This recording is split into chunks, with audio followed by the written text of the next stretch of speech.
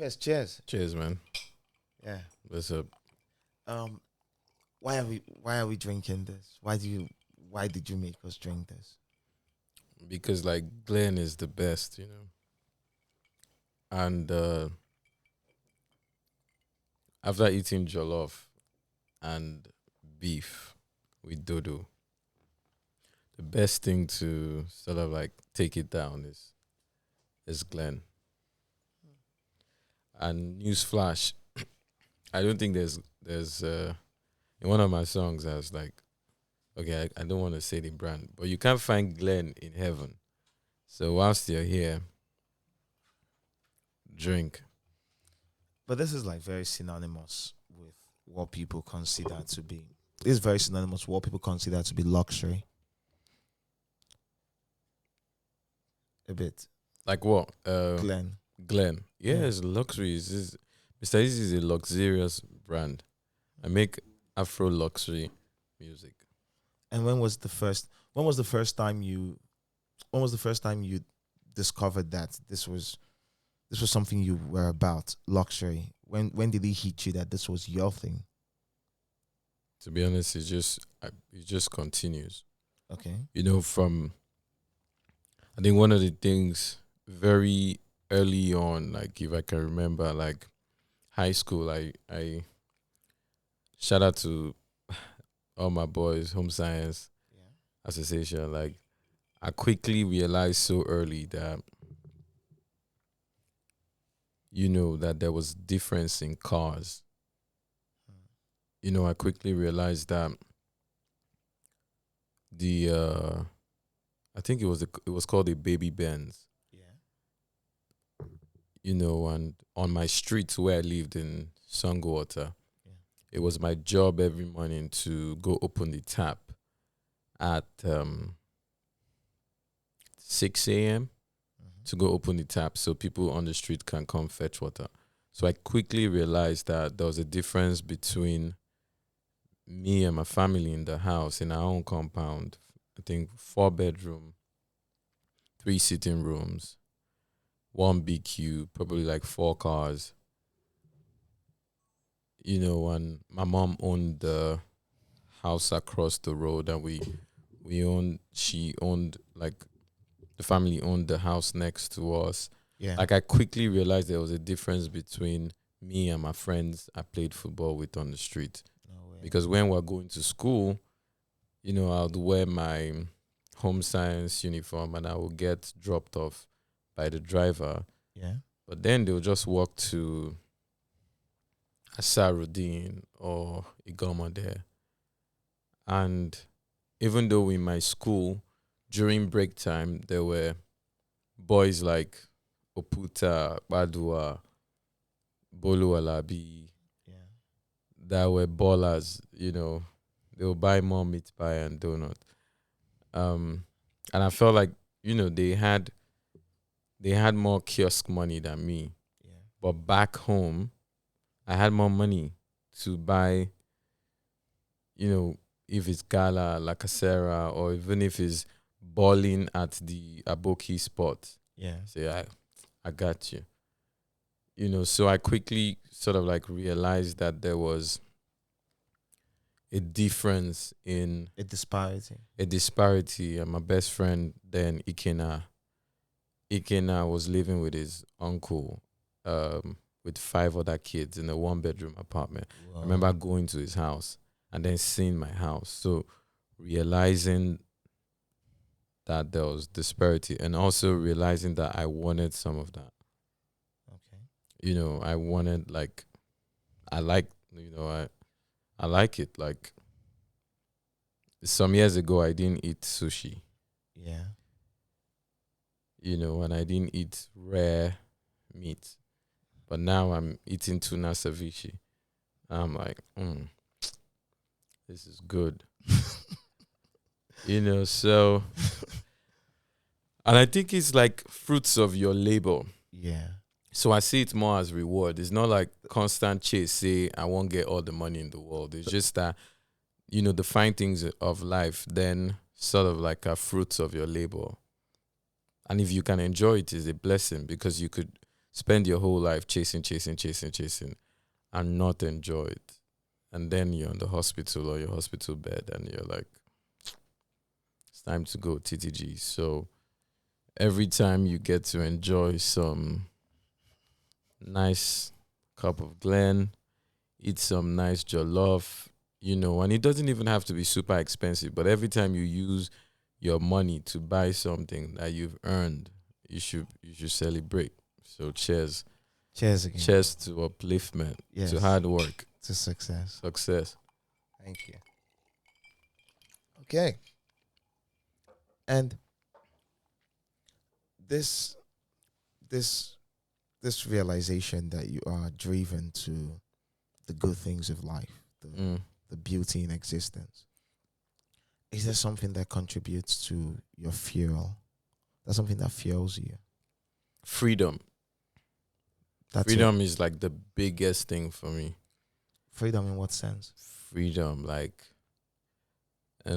when we bring it back to the music, is like I want to be able to make music when I want, release it when I want, how I want, decide I don't want to put out music this month, or I don't want to put out music this year, or I don't want to take the show.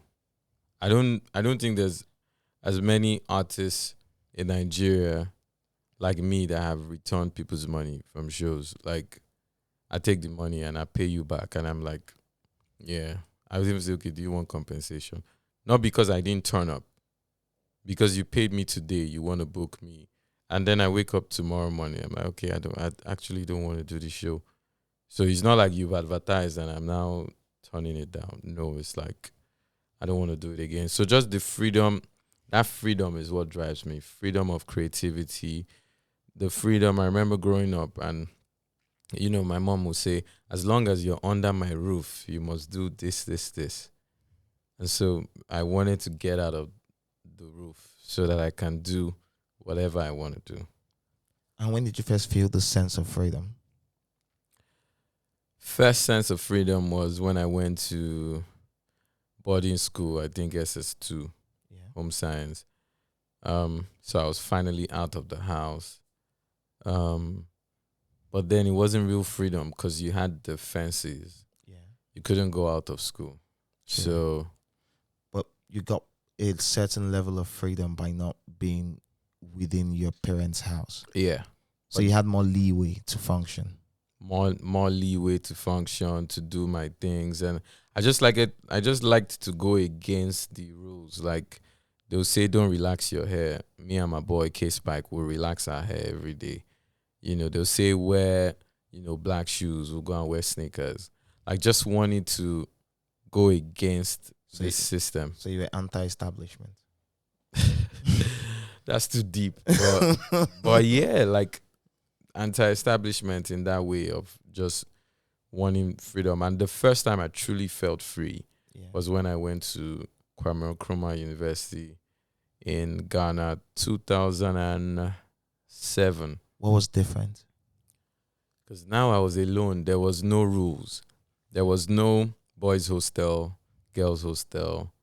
There was no, if you like, your roommate can be your girlfriend. Yeah.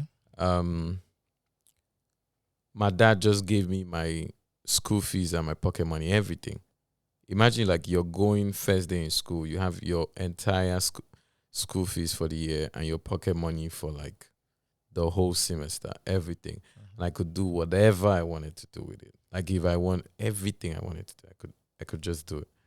And I could wake up anytime I want, go to bed. I could even decide to go to class or not go to class. It was just absolute freedom. Absolute freedom. Yeah. And at what point did you begin to pair freedom with responsibility? Knowing that, yes, you have freedom, but consequences abound. My dad just told me, like, I remember going to school for the first time, and my dad said, well, I went upstairs and my dad showed me how much salary he was getting paid. Okay. And then he showed me my school fees. That's a huge hammer to drop on a kid. Yeah, and I was I was like 15 going on 16. So my dad just let me know. He's like, hey, your school fees is $7,000 per year. My salary is $10,000. I have 4 kids. The sister is $7,000. That's already $14,000. The recommended school fees, the recommended pocket money per semester, with like in our admission form, in our admission letter, they wrote it is $1,000. So that's 8,000, 8,000. That's $14,000 minus your flight. Are you getting me? Yeah. Minus your flight, minus your accommodation. My accommodation, Brunei, was like $1,500 a year. So that's already like almost 10K. So that's 10K, and that was his. So like 20K, that's 2 months salary.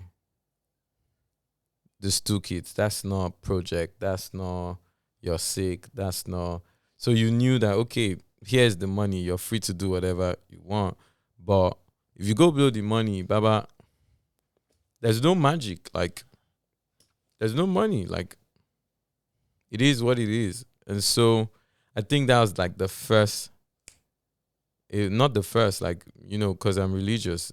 I don't want to say I'm religious, but I'm Christian. And going to Sunday school, morning devotion every morning, you do learn from the Christian faith that there's action and there's reaction. Yeah. Even if you're a science student, you know that there's action. To every action, there's a reaction. True. Equal but equal or opposite. I don't forget that thing. To every action, there's an equal and opposite reactions. Newton. There you go. So you know all that stuff. So I knew very early that there's consequences, and when your dad is open with you to that extent, So I wasn't under any illusions that my dad was Elon Musk. I knew Uni was a sacrifice. Yeah, and so when I went to uni and I saw boys spending 10K a month, not based on typographical, based on pocket money from Popsy, based on, hello daddy, I will go broke, you need to send me money. No son of mine must get broke, don't worry, I'm sending you 5,000 tomorrow. And I'd be like, wow, now my papa's salary with person just the ball. And like people in my school were having cars. First year, second year boys having cars and having all the fine babes in their cars and balling at the parties. So even within that, I knew that, okay. And that's what drove me to entrepreneurship, because I wanted to live that life. It was because I wanted to live that life. I'm like, why should they be the one? Why should it be only them stunting? I also want to be able to stunt. And I want to be able to say, okay, I'm not going home this holiday. I'm staying in Ghana, not coming back to water. And entrepreneurship was like the, hustling. I want to call it hustle. Hustling was like, okay, I got to hustle. And, between faith, upbringing, family, I know I didn't want to do anything that would land me in jail. Yeah. So, I start throwing parties. I buy this taxi. Yeah. And I start hustling. Start selling phones. It wasn't like I was dead broke. Like my dad made sure, like, you got your pocket money. Yeah. And mommy will send you extra. But yeah. As an interpreter, like even beyond entrepreneurship, how important it is that to you and within your story, how important is it to you that you had quite the foundation that was ready to support you as you pursued entrepreneurship? What foundation? Like you getting pocket money. If there was no... Would you have done it without that level of support? I don't know, man. I don't know. But I feel like if there was no pocket money, I'd have even hustled times 2. Okay. Because the pocket money meant that, okay, I have this base to start the hustle from. But my dreams were always bigger than that. Like my dream, like the business idea I'll have will not be business idea of using my $500 to get 550 or six. It will involve me having to go find more money, like 4,000 more to throw this big party. So yeah, I think either ways, I think it definitely did help give me that foundation. But either ways, I would have still like, yeah, still hustle, maybe even probably more. What did you learn from throwing parties? I learned sort of like the value of entertainment to life, to human beings, like the value of amusement. How did it present itself? Because it's like because I was throwing parties, quickly I became famous within the school. They used to call me Tosin Swagger. So I became famous, and people would want to do things for me. Like even like my people would do my assignment for me.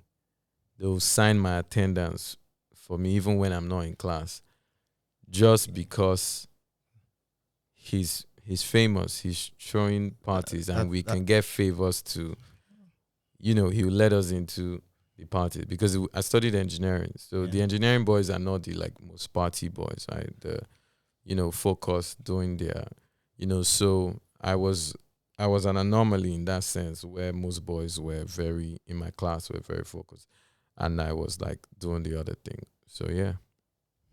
So just seeing that, seeing the value, seeing the fame that came with it, seeing the favors that came with the fame, seeing how people would, seeing the power I had when you come to my door and I can say, no, you're not getting in.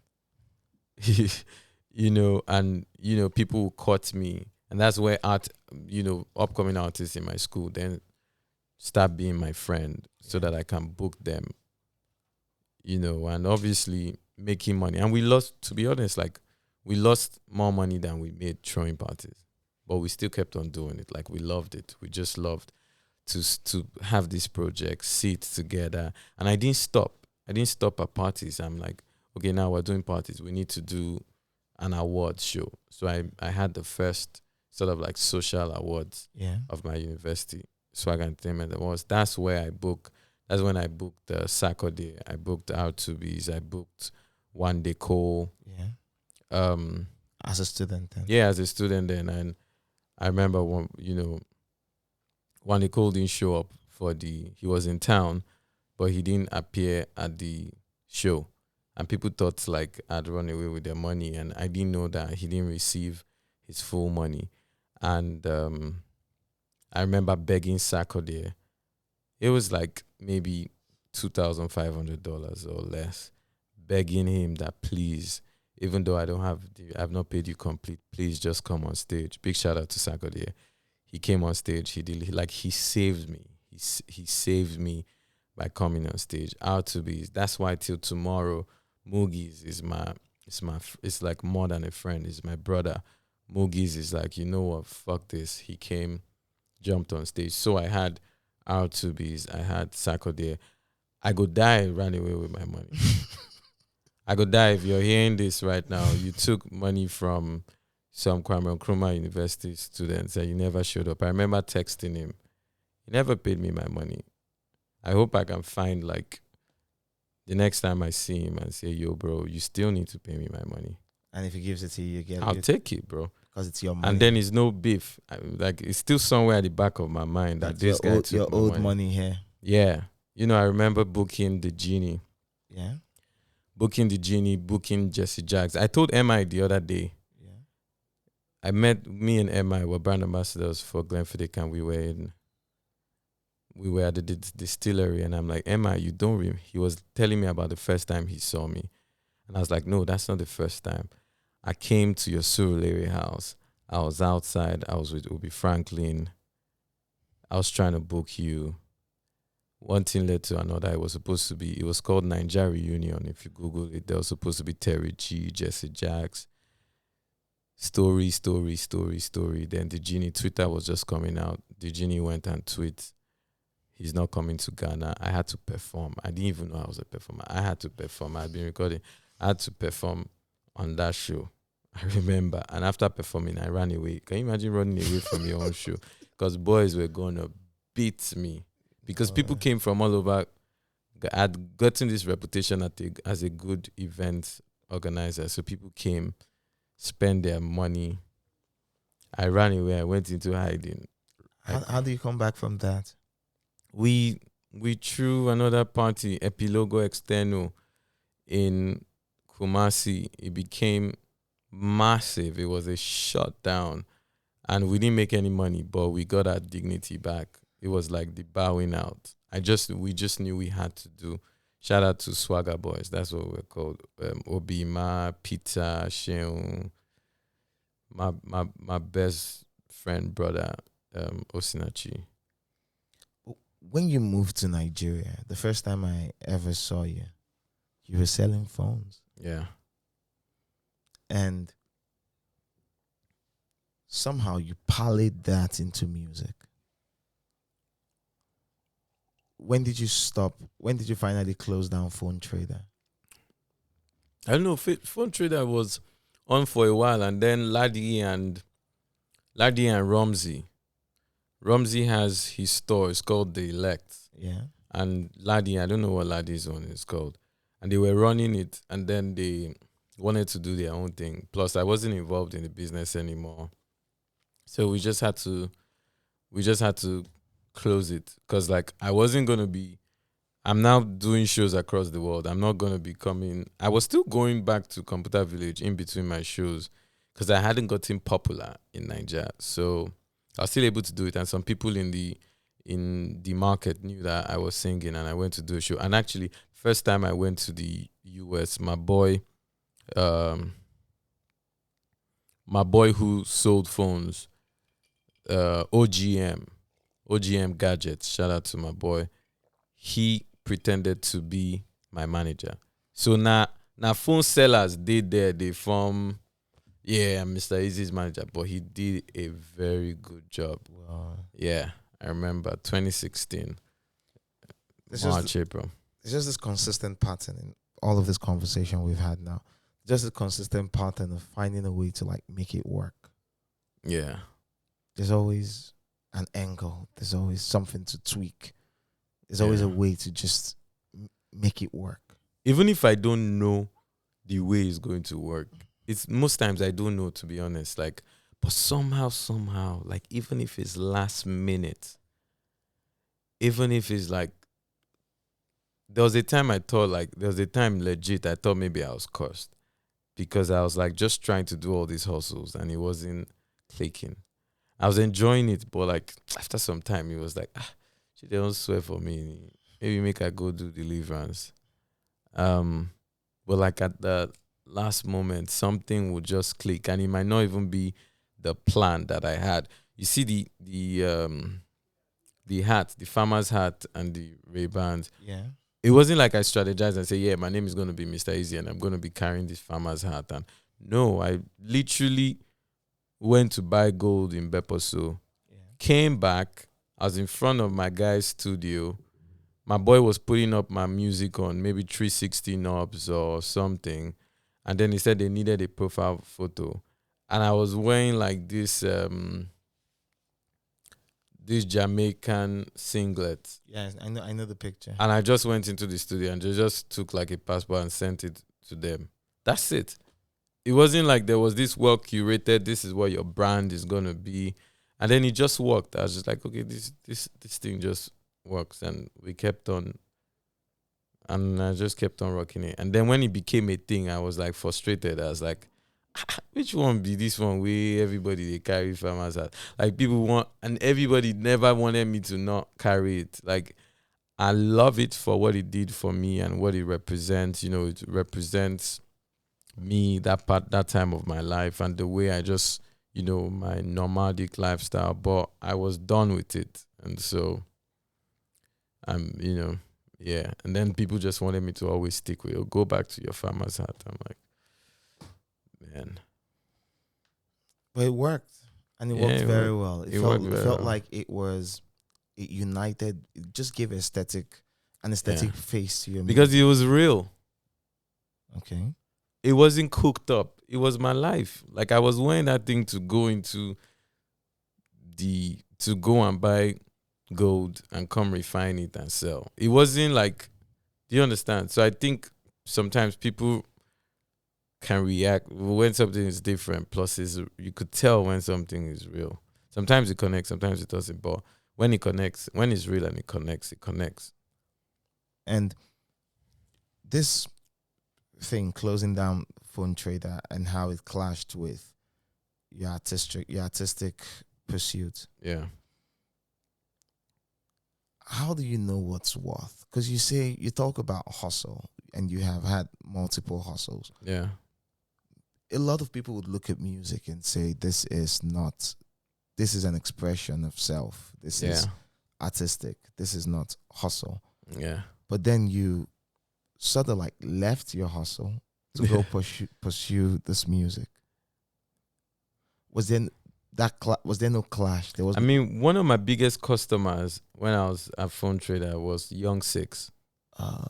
Young Six and his boys, Opus, SD, OT. That's why like you hear OT. I mean, volume, because OT was downstairs.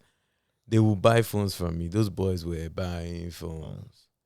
There were some boys in that house that were having different babes every week, and I was there to supply these phones. There was one guy, I don't want to mention his name. He was always breaking his phone anytime his babe vexed him. It's not Young Six, don't worry. It was one of Young Six boys. And I would be there to take the old phone, go and fix the screen, and then sell him a new phone. And then I'll go sell the other phone as London used. You get me? So I mean, I could see that, okay, Young Six was getting shows, and it was those shows he was using to buy the phones. I was seeing, I was around artists. I was seeing, it wasn't, and my friend Cheyenne, she gave me this book, Empire State of Mind, that I read for my birthday that year, 2016 or 2015. And I kind of realized that, like this music thing, even though it was fun for me, it was my only hobby outside of just hustling. It was the only thing I was doing that wasn't attached to a hustle. And then I realized that, this could be something. Like I saw the big picture, and I was like, okay, I want to do this. And so I start, like, it's like every time I make decisions I'm almost unsure. And then one day it looks like I just switched. But no, I've been playing with the idea, battling with it internally. And then something gives me that, okay, you could do it. It's time. And that's what it was for music when I started getting paid for features. So Musma, shout out to Musma from like New York, paid me, I think like 1,000, either between 500 and 1,500 for a feature. And I wasn't even yet an artist. So I'm like, I know how many phones I got sell to make 1,500. And this guy is paying me this. So it was signaling plus the boys from BBNZ, Alvin, Kwame, Bebe, them boys, they were working with Lauryn Hill. Yeah. And she requested I be booked. They arranged to get me booked to play at PlayStation Theater, I think in 2015. So imagine, like, I'm not yet an artist, like professionally. I'm still running Phone Trader.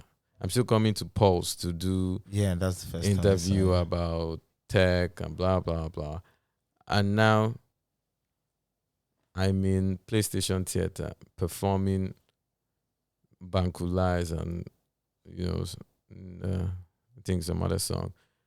And I remember very vividly, like they didn't even, like, when I went to rehearsal, it was like Stoneboy and EL Rep GH. Yeah. They spent so much time rehearsing that I didn't even have time to rehearse. I'm okay, what would I have even rehearsed? Because nobody say, like, I get plenty songs to sing. So my boy OC again. OC came with me. Good Life came with me. I remember, telling them at the embassy, well, I don't know if this invite is real, but I don't know whether they won't run me street. Or they say, yeah, the invite is real. They gave my visa. So I think it was those things, those signals. Like, if you're performing at King's Theatre before you're even an artist, come on. You get me? You're getting paid to do that. You're getting paid for verses. Yeah. My boy Meister was working at Vodafone and then Tonaton, and they would have and my friends in school had started Echo, so they were doing activations for brands, and they would then put me on those uni tours, and I would do those uni tours. Yeah. Many of those uni tours were humiliating because, like, it was in the time of Azonto and dancehall, and I was making. I've been following this lady. I've been telling her that. So, like, when you're performing, they just they look you. Like, I remember one show, like, they literally, wait, and like I brought money out of my pocket and shared so that hey, and then I left. But I just done it. It's like just blindly, just doing it, not knowing where it's going. But I could see those signals, and 2015 Saturday show. Yeah. He brings me out. I perform Skin Tight with Afia. As soon as I come out, everybody goes crazy. I perform Banku and Skin Tight. Then I do 69 with Eazi. Yeah. Yeah, and I get booked for Ghana Independence shows by Aquaba UK in the UK. Like, so when I go do those shows and I see the amount of people coming out to do those shows and singing the songs, like, this is how I was performing. But I don't know if you know this song, but if you get, then they'll sing it. I don't know if you know this song. Then go call police. I was like, wow.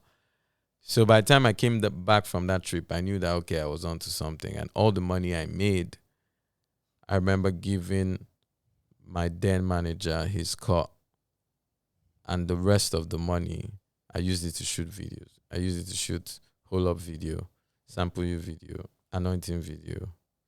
Came back with £20. I mean, I still had my hustle. Yeah. But then you were back then when you were just dropping and you were climbing and all that, it didn't look like you were penny pinching the final product. Because I remember then it looked new. You had like novelty all over. Yeah, because it was novelty. Like, has there been any artist pre Mr. Eazi or till date that's coming out and wearing a farmer's hat in a music video? If anybody carry that, if you chase them, come out. Do you understand? But it was real. It was real. It is novel, and you can't, and I thank God there's God's favor on it, but there's a genius about all the stuff I was making. It is genius. It's phenomenal. It's legendary. There's no music like that. There's no music that sounds like that. There's no music. It's like you can't compare it to anything. You could say, oh, maybe it sounds like this. Like, it doesn't sound like anything. You could tell there's familiarity in like dance hall. You're hearing some trees, some highlife, hip life influences, but like you can't compare it with anything. I remember going for Ghana meets Nigeria. Yeah. In Ghana. And that's where I met Olamide. And Olamide was trying to sign me. He's like, yo, I sign you. I remember he's told me the deal. That might have been somebody had tried to sign me in. Boo was the first person to sign me, Akon's brother. Akon, Boo. They drove to the studio and he had like a white Rolls Royce in Accra. He was the first person to try and sign me. Why didn't you take that? I was like, I've not even figured out what I'm doing. Like it's too early to sign, so I didn't sign to Boo. And the first person to try and sign me in, you know what's so funny? Like I tried to get signed to Osagi. Yeah. Um, Zone agency then. yeah, Metal. yeah. She was a Meta. Osage Okumpala. Yeah, Osarens now. Osage yeah. Osarens. Yeah, and you know, it didn't work out. Like, and then I tried to Young Six tried to take me to Storm, and I started recording at Tola Odunsi studio. That's where I met Carlo, and we'll record with OT, and then Olamide tried to sign me, gave me a deal. But I just knew that I hadn't totally understood the business or what I was even doing, Seth. Like, you're not even yet a musician. Like, everything was just happening so fast. So, and one thing I knew was I wanted my freedom. Yeah. I would take freedom over anything. Was freedom why you started Empower? Yeah. Freedom is why I started Empower, because like obviously it was I from then I started my label Banku Music. Yeah. So it was Banku Music, and then it needed to be a bigger conversation, and Banku Music. I then shut down Banku Music and started Empower. What could Empower do that Banku Music could not afford you? First off, like I wanted to take an investment. So I could have taken an investment into Banku Music, and there was Banku Music, the label. Actually, Joe Boy was first signed to Banku Music. Okay.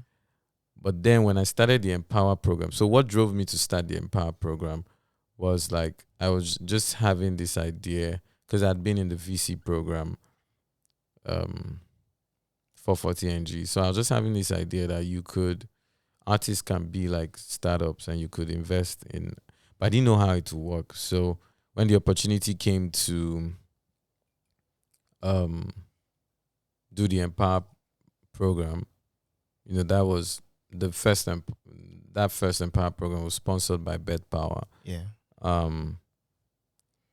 It just gave a perfect way to sort of like test this thing out. So I'm like, oh, and then the Empower brand just became bigger than myself very quickly when I announced the program. And then I'm like, okay, you know what? I actually don't even want a label that would just be me. So it just happened naturally. And I wanted proper structure. So I was like, okay, Banku Music. Joe Boy moved to from Banku Music to Empower. I was the only one in Banku Music. And then I just say, you know what, let's just put everything on. Let's not push two brands. Let's just have one brand. And then like Empower, what Empower stands for, like even from the name. Has it been everything you wanted it to be? Empower, that is. It's been, when you have ideas. I was talking about this thing this morning, and then you realize that you need to pay bills. Yeah. And so the first Empower program, we blew like $1.1 million. Just giving like, show me one Afrobeat artist that has given $1.1 million to other artists. This is like 2019. I just put out Accra to Lagos. No, Lagos to London. Like on your second album, show me one artist by their second album. Like I never even sell out O2. Yeah. I don't really do, feel me? Like sometimes I be like, in hindsight, maybe I would just put that money for my pocket, put that for my own music. But it was more than that. It meant more to do that. Yeah. And we, even working with, and even learning, like you give some artists money, grants, $5,000 grant. You pay the $5,000 to them or $3,000. then you don't see the song. Baba get rent to pay. You gave him $3,000 to shoot video. Baba don't go paying rent. Go chop. You feel me? So even study. So I started learning Empower. I started learning. So Empower has been more than I thought it would be, to answer your question. But I've learned.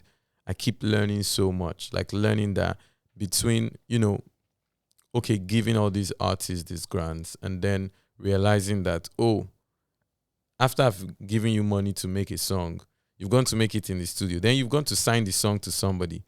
Then we can monetize the song. So, oh, okay, now we have to make sure we're the ones releasing the song. So that's how Empower went from being a program. So it was Banku Music and Empower being a program. It went from being a program to being the company. Because now we had to protect the IP. We had to put out the music. We had to make the YouTube channel. We had to, so it was out of necessity.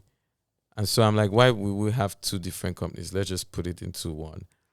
And a lot of the artists from that first Empower program are doing so great right now. Even artists you don't even know that we're part of that program. And then the second Empower program. But realizing that, it was like 95.5. We give you $5,000. We charge you 5% distribution fee.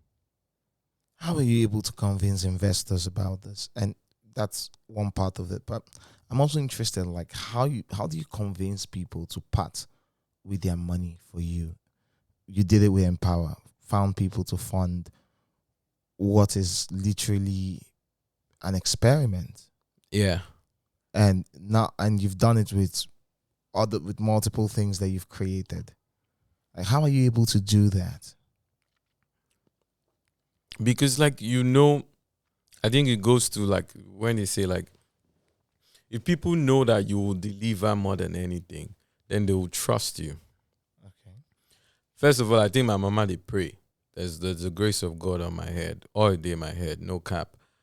But beyond that, it's like when people know that you will deliver, it's like, I will not run away with your money. That's one thing.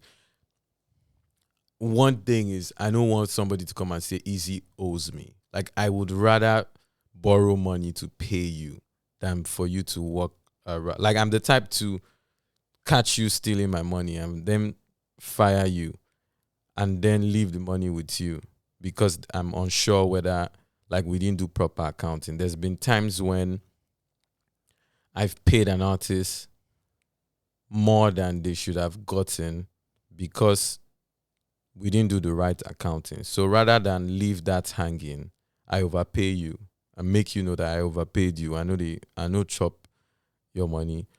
Then also the program was bringing value to the Bed Power brand. Okay. So it was bringing value, even though, like, it was not, like, go and watch those videos. You see sponsored by Bed Power. And I'd done a marketing campaign for Bed Power, and then I invested in Bed Power. So it's like, it became like a marketing expense, and it was fun. And I delivered on it. Like, if you had to pay Diplo to fly all the way to South Africa to come and mentor 10 kids that are at the very beginning of their careers, how much would you have paid Diplo? Diplo was there. If you had to pay J5, how much would you have paid J5? If you had to pay Jules, Maporisa. So the program brought more value than the amount of money that was spent on it in terms of visibility for the brand and in terms of, we are a betting company, but we're doing more than just collecting money from boys. We're also putting back, just like the National Lottery puts back to movies, film, funding people going for Olympics, all of that. So it's not like I just convinced you to drop money. It's like there's value for you also, but there's the favor of God there, and there's the trust that, okay, Eazi will be able to deliver this thing. And you've done this across multiple companies and you found success, and people would, attribute that to genius. So when we talk about Eazi and who he is and what he represents, people would be like, that guy's got 5 heads. Like, he's hacked life. What do you know that we don't? Man, as I said earlier, all day in my head. Like I think that's very like I know this. Like I'm not even fucking around. I know this. Trust me when I see how it happens. Like I know this. Trust me. Like I know this. Like before I was born, my mom would tell you she knew she was about to have like a great guy. Like she told me like early. Nobody say nah, just to give you Zobo like Troy. Hey, early enough Troy. Say, no, no, no. I'm telling you, like straight up. Like I always knew I was different from day one. Like I remember like one time I took money from my uncle to do a business and then the business went south. And then he was chasing me for the money and to the point where he went to report me to my mom and dad. And I was so pissed. I'm like, when I collected the money from you, you didn't report me to my mom and dad. Why are you now going to my mom and dad? And I was so embarrassed that my dad had to pay. I remember sitting down in his house with his wife and telling two of them that you people just fucked up. You just lost an opportunity because I'm gonna be a great guy and you're not gonna be able to work with me. Imagine person come borrow money from you, say you won't do business. The business no come work. You dey pursue am for months for the money. He no pay you, he no get money to pay you. You can't go in papa collect the money. He still get balls to come dey tell you say you just fucked up because I'm gonna be great and you're not gonna be able to be in my story. That's the kind of delulu that I had. It's just like this confidence, just knowing, so I think I was delusional, and I'm trying to get to that level of delulu. Or some people might call it self belief. When nothing else, you don't see anything. Like when I was selling phones in Computer Village, some people were looking at me like, "Oh, he's got a master's degree, Coventry University, and he's selling phones in Computer Village," like looking down on me. But for me, in my mind, I was doing like the greatest thing ever. I was like, "Yo, very soon I'll be like Slot." Yeah. That's I was only seeing phone trader as like Slot, car phone warehouse. I wasn't seeing where I was at the time. And so that's been always been it for me, that I have a way of I do somehow I focus on where I'm going, that I even don't see where I am. Almost very delusional, very, very delusional. That's why like I didn't take those record deals that were, because I was like, I think I deserve more than that. But why do you deserve more than that? Like why? You're not selling records. You're not doing, but okay, yeah, but because in my head I couldn't understand why you can't see that I deserve more than that. Because in my head I can see. So why can't you see? Something must be wrong with you. I'd even take offense in that. Is that delusion that keeps um driving me, is the strength. And the times I felt most vulnerable, weakest, are when I start to see reality more than delusion. Where when really reality overtakes delusion, I start to feel low. The first time the first time I didn't know what to do with myself, because I was now seeing things for how they are. I was the type of guy to have nothing in the bank account and be in debt, but still be telling somebody that yeah, I'm gonna take. I remember like wanting to sign. It was Rock Nation wanted to sign Skin Tight, Yeah. and I was talking to Wiz. Big shout out to Wiz, and when the deal came and Wiz was saying, um, I mean, if they give you life changing money, it's something around life changing money.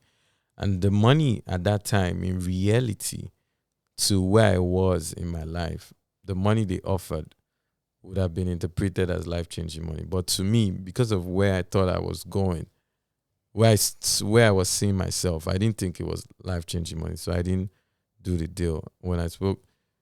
And I didn't do that deal. And I remember telling OC, I'm like, that's not life changing money, so I can't do that deal. And with advancements, with improvements in quality of existence, with success, both material, financial, and the rest of them. How does that impact this delusion? Does it dampen it? Does it erode it? You would think that the more I'm delusional and I get what I want, that it will keep the delusion will increase. But after some point, especially when it's like you're going around the same place, you start to face reality. Yeah. And you face reality so much, you start to forget the delusion. And then you stop believing in yourself. And once that self doubt comes, it's the worst thing. Self doubt is the worst thing because you're now seeing that this is what it is. Yeah. It's like feeling you're the best, and then you try and do a show, and you think, yeah, you're the best. 2,000 people are going to show up, and a day to the show, and only like 20 tickets you don't sell. No matter how delusional it's like reality facing you. You need to be a next level of delusion to say, those people don't know. Like, you need to be on that next one. Yeah. Okay. And your album, The Evil Genius, Yeah. the first marketing communication I got from this project, I had a lot of things to say, but the one that picked me out was you saying this project was something to also like address the notion about you that you've got like this, I don't know, this wand, this, I don't know, this reputation for being too shrewd. I was like, I'm telling you, like, I don't think it is front face. I think a lot of people don't like me. Why do you think so? I like you. A lot of people in this room like you. And there's no like, right, I used to have a problem with that, but now I don't have a problem with that. Why do you think a lot of people don't like you? What has driven you to that conclusion? Cause like, even from like even from like, I've not been running Empower, like, Ikena has been running Empower for like 2-3 years. Yeah. But like every time, I remember wanting to clear this record. I remember this record. There was this record that was supposed to come out at some point, and it was a Tiwa Savage record featuring Joe Boy, and I think Young John was on the record, and obviously Joe Boy was dropping a song, like, it was during COVID. He was dropping a song this week, so obviously if he's dropping a song this week, there needs to be time before the next song drops. Yeah. And that was just it. Just, Ikena telling me, oh, we can't clear this record because it's 1 week space. And whoever was handling that drop was telling Tiwa that, oh, Eazi is just blocking this thing. That's how he is, blah, blah, blah. To the point where Tiwa had to call me, and I had to just explain to Tiwa and say, oh, Joe Boy just dropped. He's dropping a song the week before, and that's why. And she's like, oh, I understand, but that's not what I was hearing. I'm like, it's pretty simple, or people expecting so much from me, like, because we've worked together, and like you expect me to kiss your ass for 1,000 years, and it's not. And I'm not just talking about within music. I'm talking about just generally. Yeah. It's like, if I wasn't successful, are you it's like, sometimes, are you calling all the people you went to high school with, like, or you went to are you calling? Do you have on your phone number all the people you went to uni with? No. Okay, so now because we went to uni together, or because we did this thing together, you're supposed to have 100% access to me, and if I don't pick your call, I'm this bad person. Like, No, that's not that's impossible. you feel me? So, but I have come into contact. I have had a lot of situations where I realized that, oh, some people don't like me, and when I ask why, they can't. It's like there's no evidence. They can't articulate it. They can't articulate. So I just see, okay, maybe because I'm weird and I'm a loner and I love doing things alone, or like when I post shit, like people go out of their way to. Some people go out of their way to wanna hate, or like some blogs go out of their way to wanna always change some narrative, or when it's like, oh, he doesn't deserve it. Like, so I think that's the thing. Actually, I think a lot of people think I don't deserve a lot of things, so it upsets them. And it's just, if you're hating me for the grace that's on my head, don't hate me, hate my makeup, because this is not me. This is the oil on my head. I think you also like opened yourself up from being an artist to being within the realm of a. So when you think about like this person and you think of what they're known for, Yeah. you're known for your entrepreneurship. You're known for your beautiful music. Yeah. You're known for the career you've built. You're known for how much of a high achiever you are. But at the same time, when you introduced your love life into the equation, it moved you. It extended you into like extra. You're a celebrity, of course. Yeah. But now it is into lifestyle, emotional celebrity status. So you're no more an artist. You're now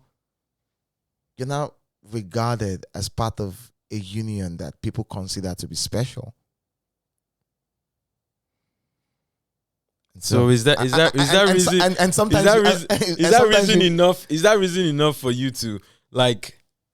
Is that reason to dislike me? Yeah, but fuck because this. You feel like, okay, but fuck this okay, guy. this guy. Why like, do you have so much? Yes, like and I understand if I were you, I'll hate me. You feel me? It's like I don't want to go too deep, but when the grace of God was on Joseph, yeah, his brothers hated him. Okay. It's like it just comes with some, like, that's how I've made peace with it. I'm not saying that that's the absolute truth. I'm saying that's my truth. That's how I've made peace with it. Because it's like, okay, who be this guy? We don't even know who this guy be. He just go Ghana. We don't know whether he be Ghanaian. The next thing, just they sing some songs. Then income blow. No Godfather. Like, no fucking Godfather. Like, I didn't pay anybody to get my music on radio. Fab from Sky Radio put my music on Sound City charts, Ghana charts. I know those people who, you get me, and all of a sudden he's everywhere. Boom, boom, boom. DJ Spino, boom, boom, boom, boom, boom. This, and back to back. It's like, okay, he's doing, and then they start hating. They're like, okay, his music is sounding the same. Even you, with your fucking typographic. I was about your performance, not your music. Your performance. Your it's like, oh, performance. this performance, like, fuck you, man. It was just holding me from like tweeting to you and say, fuck you, bro. It's like, okay, he's not even a great performer.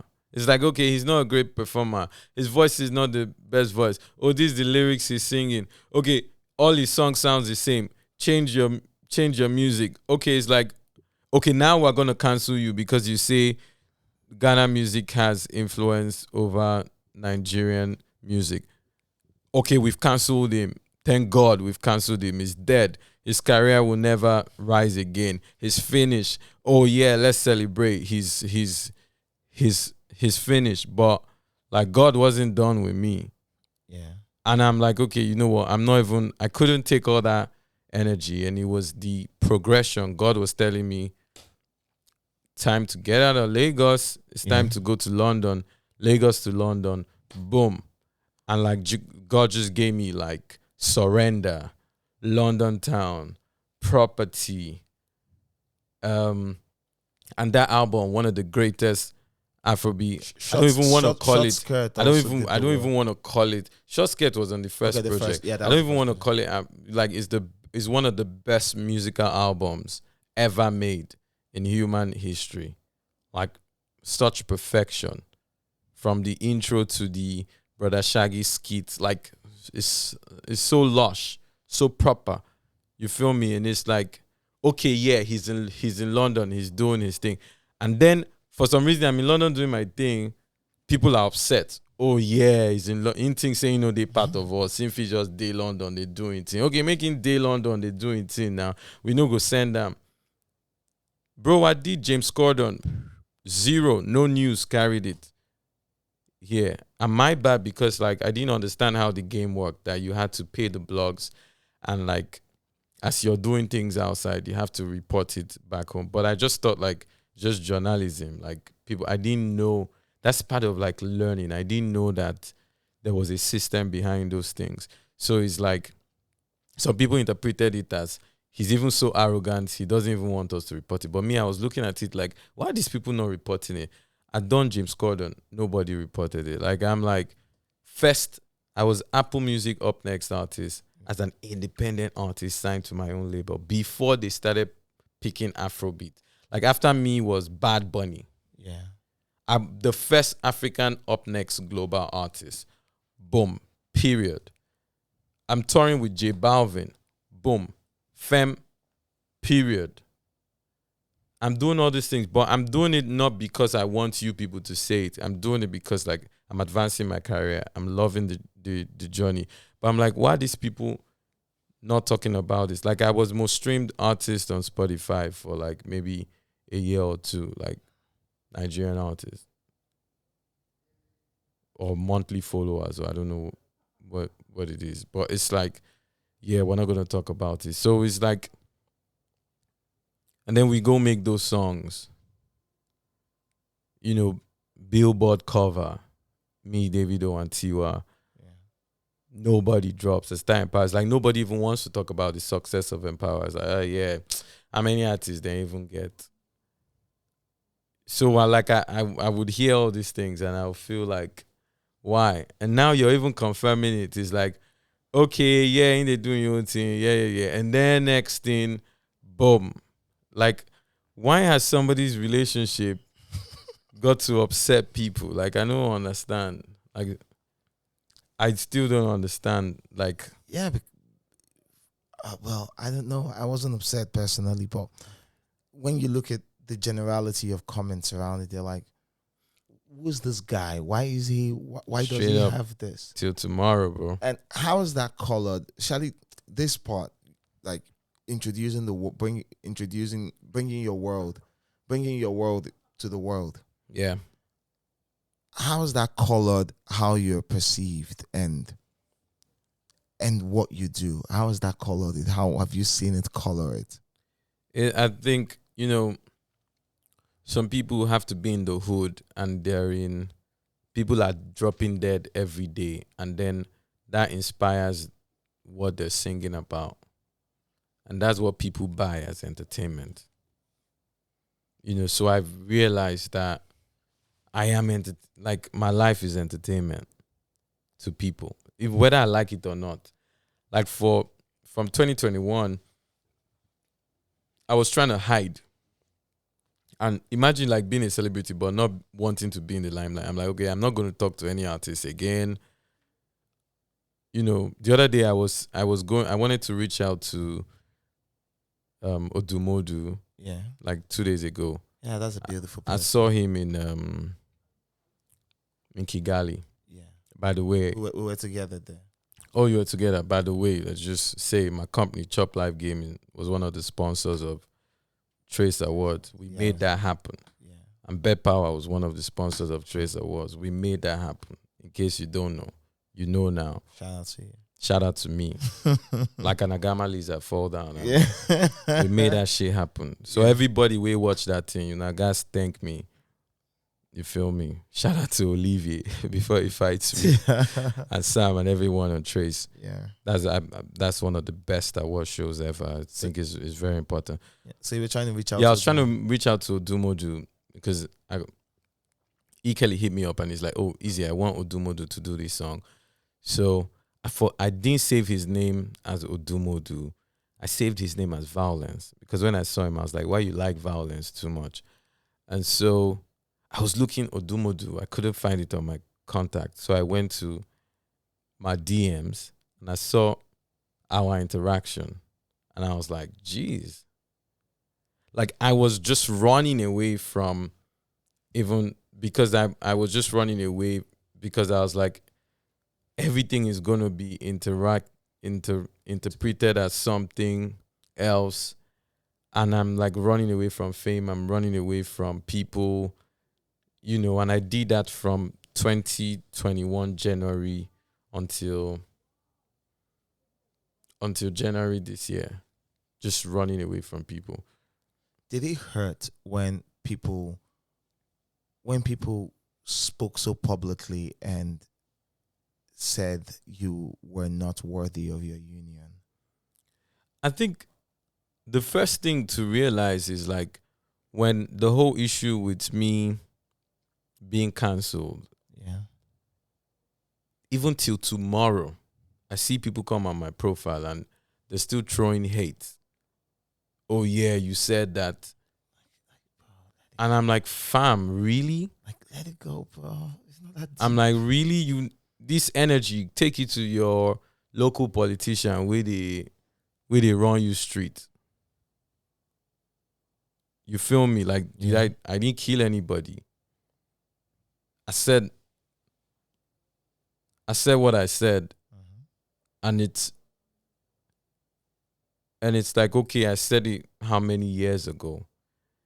If that's the reason you hate me, then you hate me for something else. It's deeper than that. And realizing that just made me feel free. Okay. And that's how that's the lens to which I look at everything. Because I was seeing guys that I was saying hello to coming out to say, yeah, fuck Mr. Eazi. And I was like, how? Bro, you could have called me and said, yo, Eazi, I just seen this interview. You shouldn't have said that. This is what I advise you to do. You get me? But it just became a thing. Like, yeah, let's all band together. And that's why in my song We Did, I say Twitter fingers steady showing fake love. Because it's crowd mentality. It's not even like when they see you in real person, they won't even come and say, hey, we want to take a picture. It's like it's trendy to hate you. And now it's like for clicks. And so when you know that the love or the hate is for clicks, it makes you just realize that, you know what, I'm even blessed to be able to invoke something.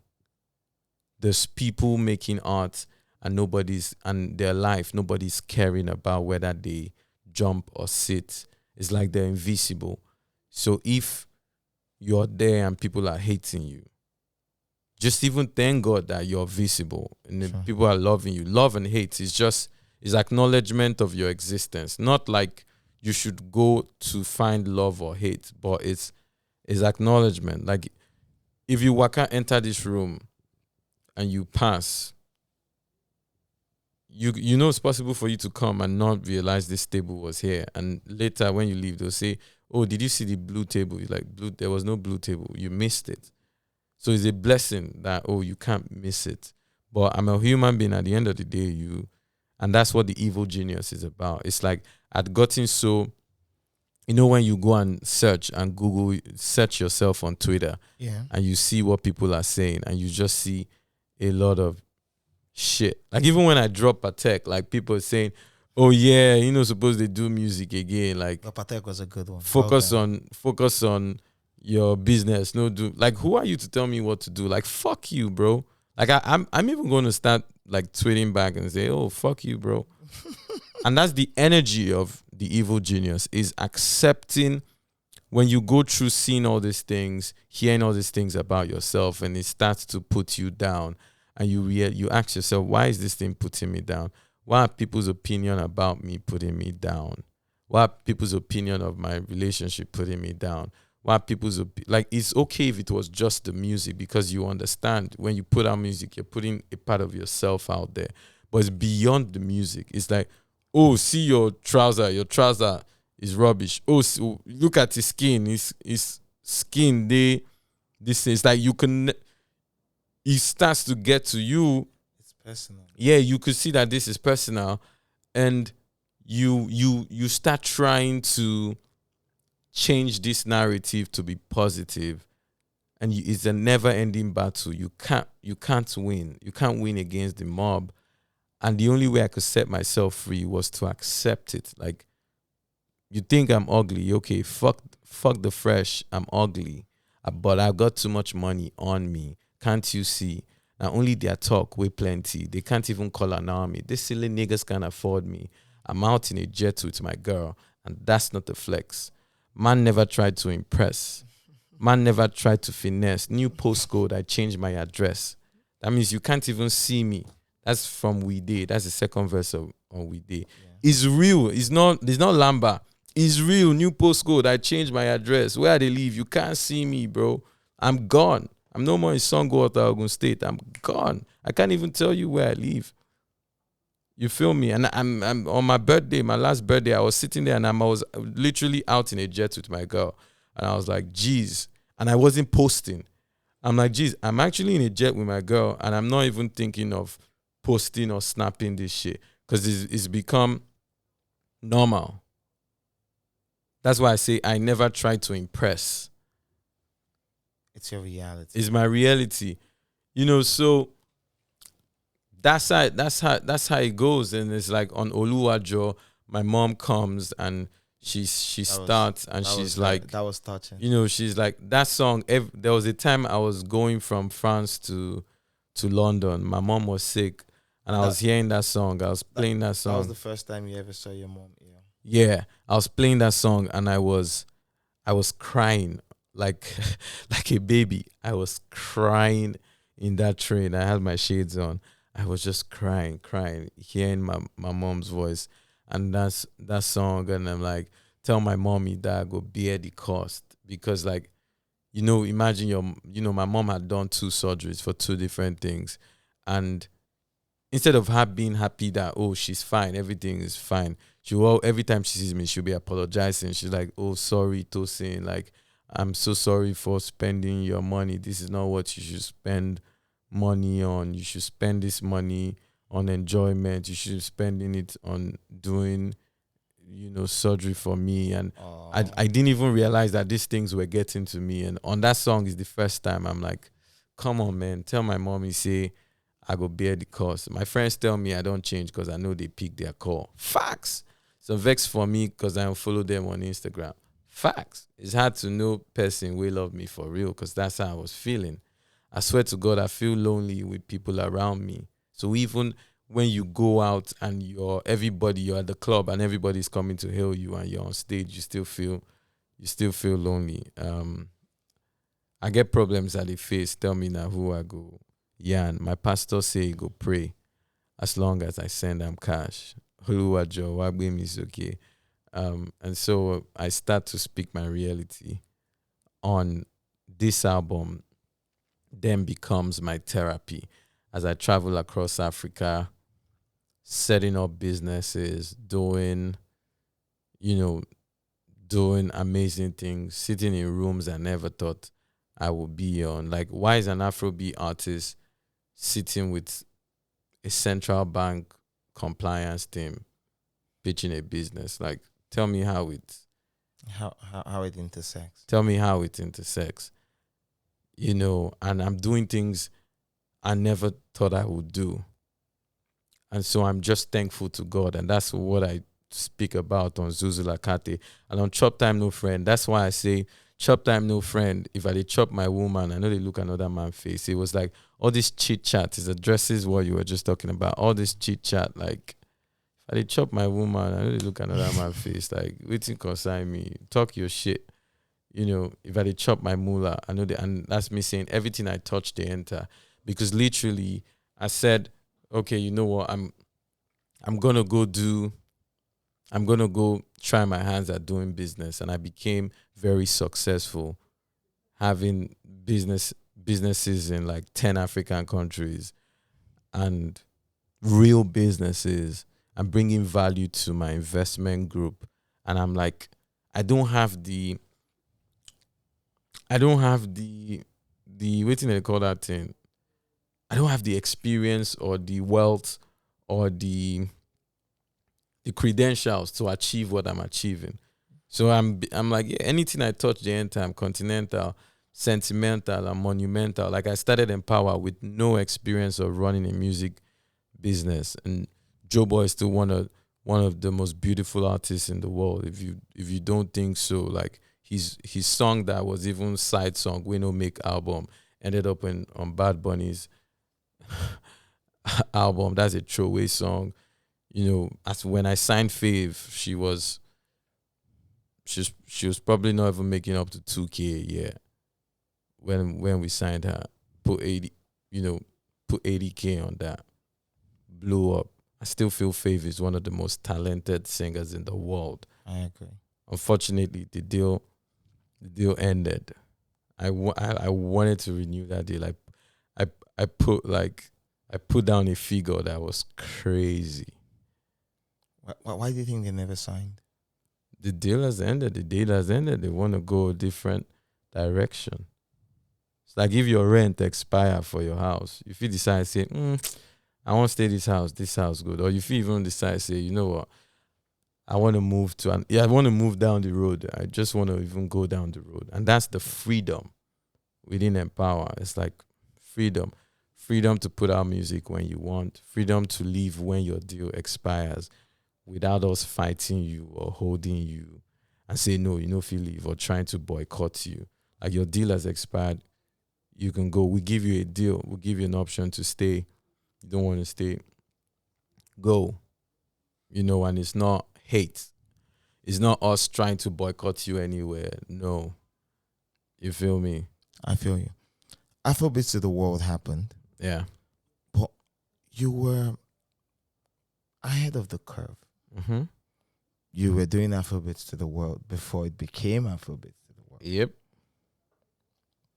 Seeing the work you've done, seeing how you have pursued, the exporting your music, exporting your art, planting, or rather going through cultural exchanges in multiple markets, Yeah. seeing it become ground zero for our music now as the most rudimentary thing anybody can do. Yeah.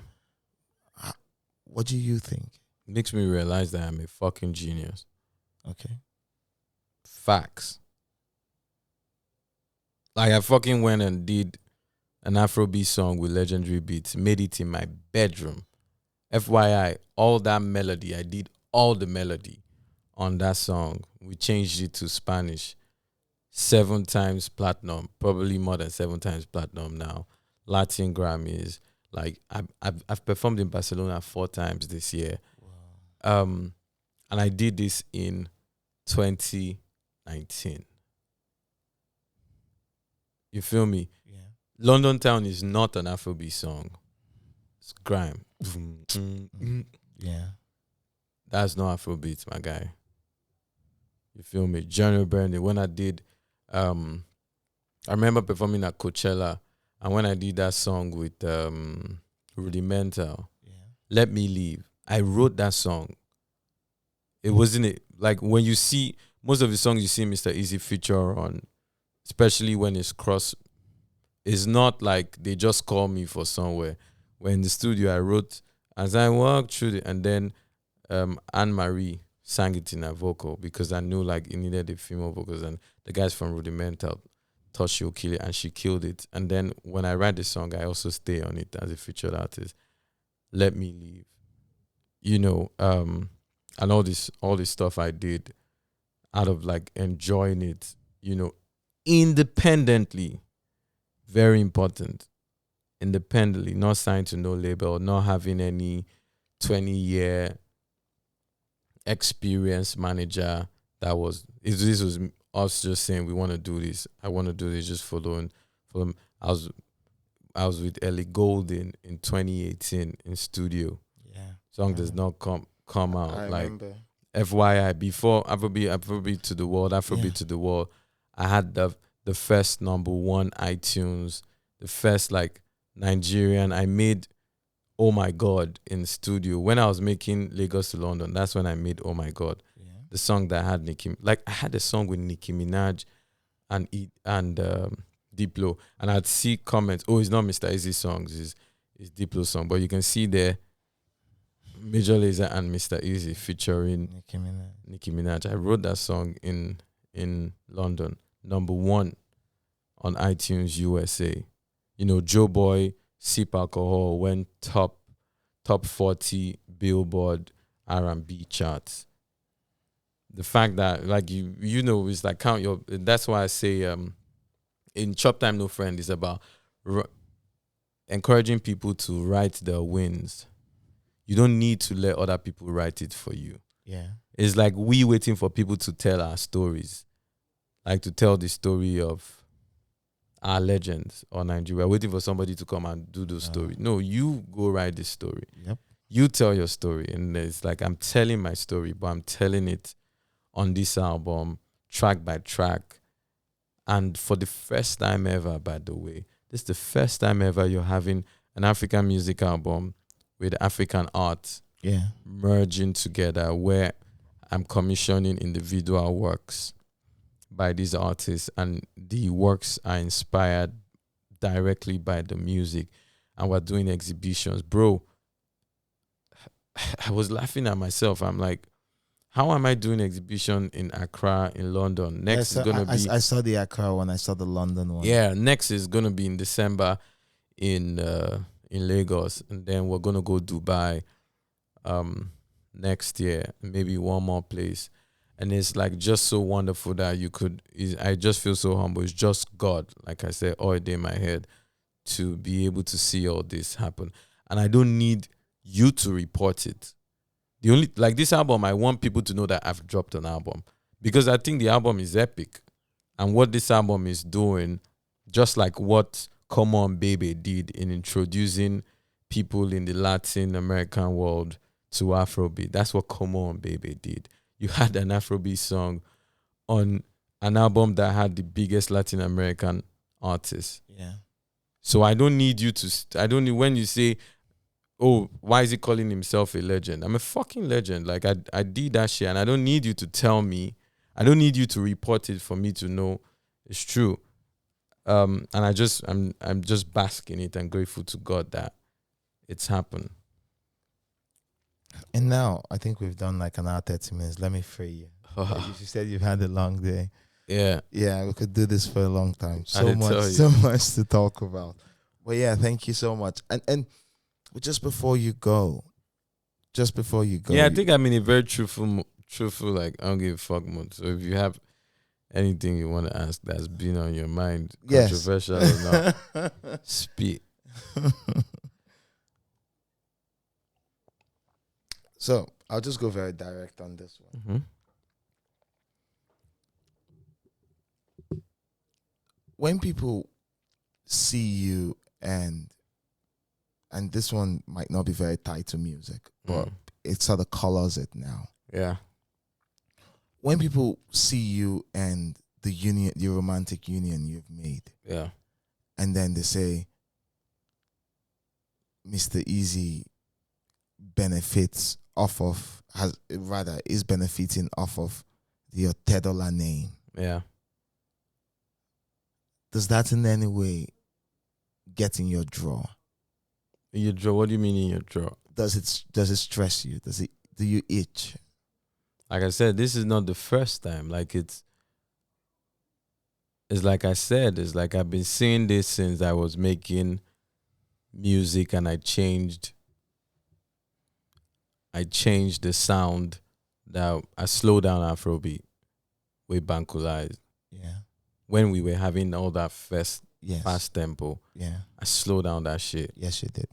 You know, with Jules on the production, writing on those beats, slowing it down, and you could still tweet that right now, and you could tweet that right now and people are gonna cuss you out and say, no, it's not easy that slow down that shit. It's not easy and I was there. yeah, it's yes, not you did.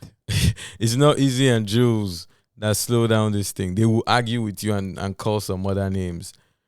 You feel me? So it's a pattern, and I guess is what happens when people don't understand and they feel you do not deserve something because it happens so easily. It seems to happen so easily. But my dad told me something one day. He said, when you see a duck, actually it wasn't my dad. My dad had said it, but DJ Edu said it again. That's why it's come to me. When you see a duck on top of a river, it's just like it's not moving. It's just there. Yeah. But underneath, the duck is paddling. Yeah. But you can't see it. True. But the duck never tells. Have you ever seen a duck in the water and the duck told you, oh, more, this thing crazy, or the paddle, where they paddle? Now ducks are usually elegant. Even if you take, no matter the thing where you smoke, if you smoke something where we say duck, they talk to you. Make we know. No, never. But when you see a duck speaking, you see ducks, they communicate. Yeah, they do. And they tell themselves what's happening underneath the elegance and the ease. Yeah. There's something happening behind the smiles. There's something. Takes a lot of work. And that's why I said, I get problems that they face. Tell me now who I go yarn. Because everybody has struggles, and beneath all the